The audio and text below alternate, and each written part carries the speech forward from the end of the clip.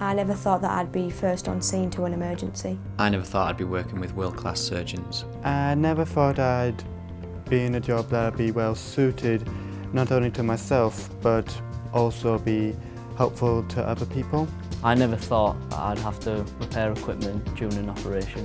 I never thought that as an apprentice, a patient would turn around to me at the end of treatment and say, "I've just made his day." I never thought I'd be helping patients with their morning wash. I never thought I'd be revalidating trainee doctors. I never thought I'd be in the same room as someone taking their last few breaths.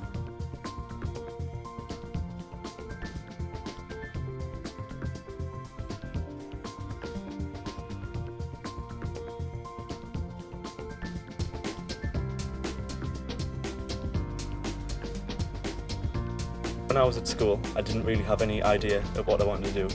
I was really sport oriented, so I thought that was the route I should and was told to go down. That was the advice I was given.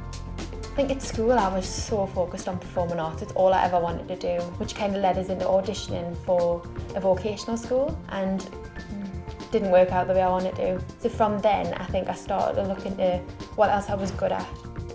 I was in the Army Cadets for 5 years, so obviously I wanted to go straight in the Army. I didn't think at all that I'd be where I'd be now working for the NHS because I was so intrigued with going in the Army and just staying in there forever. I didn't exactly know what I wanted to do when I left school. I was kind of stuck between going into nursing and then going into a business career. After college finished and I'd already made the decision not to go to university, I decided to work full-time in a restaurant as a chef. One of the managers said, "You're really wasting your time here, you should progress your career further." I went to my careers advice officer in school and I said, "I want to be a nurse eventually. Is there any apprenticeships going for nursing?" And straight away she said, "Oh yes, the NHS one." A lot of people had mentioned, "Oh, have you ever thought of apprenticeships?" Because then you work through it, you learn, you get the qualification, and then 9 times out of 10 there's a job at the end of it. And I thought, oh, that would be great. So I started to look online and found Newcastle Dental Hospital apprenticeships for a dental nurse. I came across NHS jobs, and on every post you needed some kind of experience. So I found an apprenticeship in business admin. So that was my first step into an apprenticeship. Just joined a group called Project Choice, which introduced me to different kinds of work placements or trainees or working within the NHS.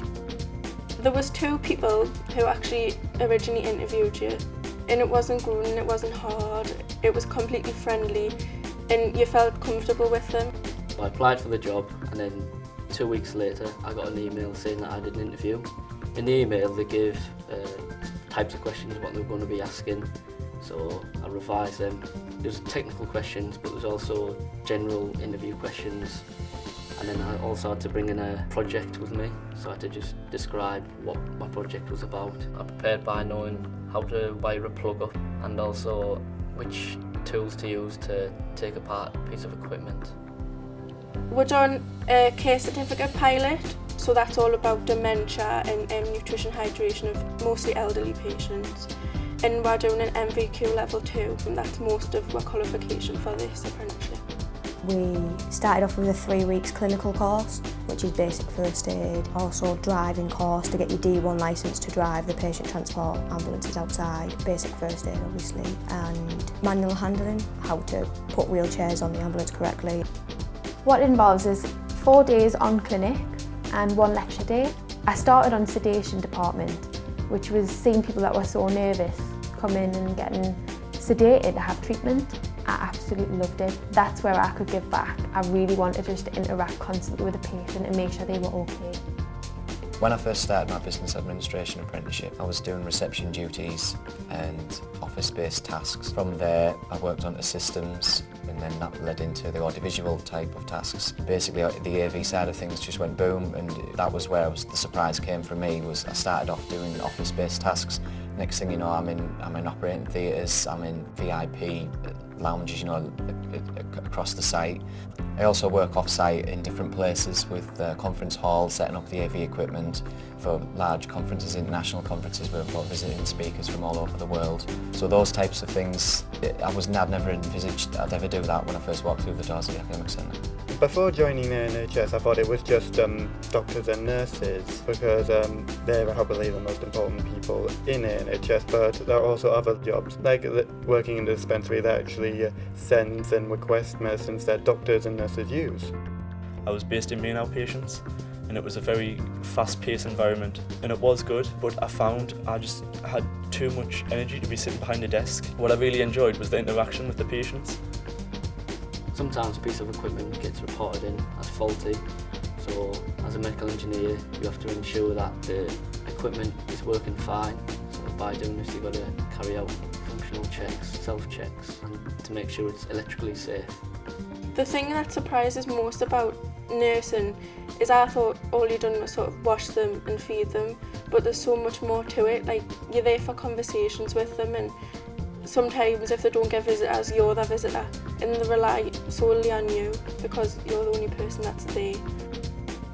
For my level 2 immediate apprenticeship, I was based at Hexham General Hospital, so I was in the hospital, and I worked between the theatre department, outpatients and physiotherapy, which was really interesting because I got a broad knowledge of how all the different departments worked, but worked together as well. I know that wherever I go next, it's important that I know that I'm helping patients and the service that they're provided with. I'd also love to continue my studies and work towards my master's degree in leadership and management. Doing a degree is definitely what I'm planning on doing, definitely in adult nursing of some form. The hope for my future is that I can apply for A&E. So after being an emergency care assistant, I then go on to do my degree as a paramedic.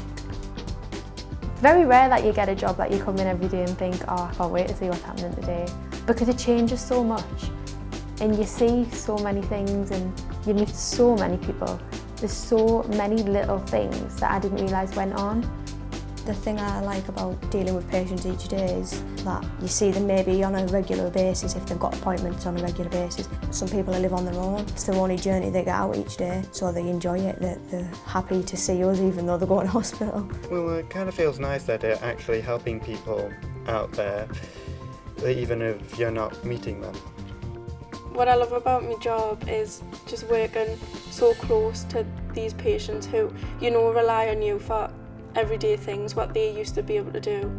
And I think on the end of life side of it, it's you're there for them, but it's also that you're the last voice they hear, the last face they see, and it's sort of like a humbling thing.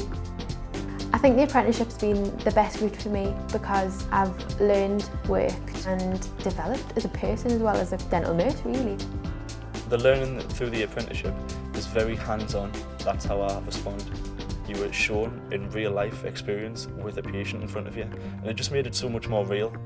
The apprenticeship ticked all the boxes for me. It meant that I could have a wage, I could work towards a qualification, I'd get hands-on experience as well, so it was win-win. I definitely think I've found my place. I've kind of fitted in well and I've been here nearly 2 years now, so it's quite good for my age of about what I've achieved so far. I did it. I did it. I did it. I did it. We did it. You can do it too. So can you. You can do it too. So can you. These are just a few of the stories of the NHS in the North East, and they all started with an apprenticeship.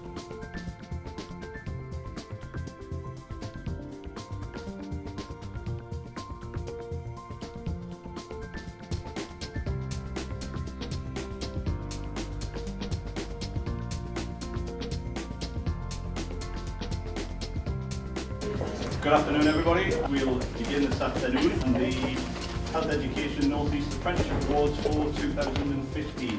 When I was nominated, I just felt so ecstatic that someone like me could be noticed. I mean, you expect awards like that from school, but going into working life, you never expect to be recognised for doing what you want to do and trying to put your bit across to the community, I guess. It was a very nice feeling to be nominated, to be recognised. When you feel them long days at work, when they're getting you down, days like this make it all worth it. I never once thought that I'd be here receiving an award for apprenticeship. I think my colleagues and PTS managers all feel really proud of me. It makes my job worthwhile. I was more nervous about my speech, to be honest, but I think I was just amazed to see everyone's different stories, hearing everyone's commitments to the whole work and apprenticeship. It's just amazing. I didn't expect to win, but it just feels great. So today's been extra special because I did get nominated for an award, and I also just checked my phone there and I've gotten my place in university for my adult nursing degree.